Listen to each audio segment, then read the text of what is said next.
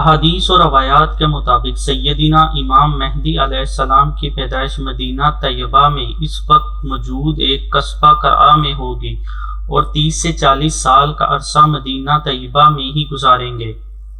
بعد ازاں ایک حج کے موقع پر مکہ المکرمہ میں حجر اسود اور مقام ابراہیم کے درمیان آپ کے ہاتھ پر 313 اکابرین امت بیعت کریں گے اور 7 علماء امت پہلے بیعت کریں گے۔ حضرت امام مہدی علیہ السلام اس امت کے مجدد اعظم اور آخری مجدد ہوں گے۔ حضرت امام مہدی علیہ السلام کا نام محمد ہوگا، والد کا نام عبداللہ اور والدہ کا نام آمنہ ہوگا۔ آپ حسنی حسینی سید ہوں گے، والد کی طرف سے حسینی اور والدہ کی طرف سے حسنی ہوں گے۔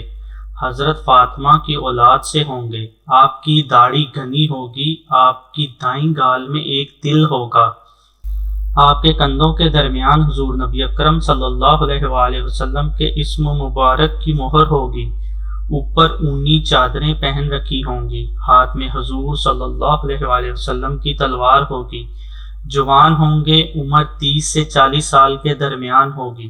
درمیانہ قد، اکہرا جسم، سیاہ زلفیں، بڑی سرمگی آنکھیں، چہرہ سفید سرخی مائل، چمکتے ہوئے ستارے محسوس ہوں گے۔ شخصیت و حسن عربی، جسامت اجمی، شخصیت عرب و عجم کے خواص کی جامع، چوڑی پیشانی، ناک اونچی، دانت آگے سے کھلے ہوں گے اور ان سے نور نکلے گا۔ سر پر امامہ کملی اوڑھے ہوئے ہوں گے۔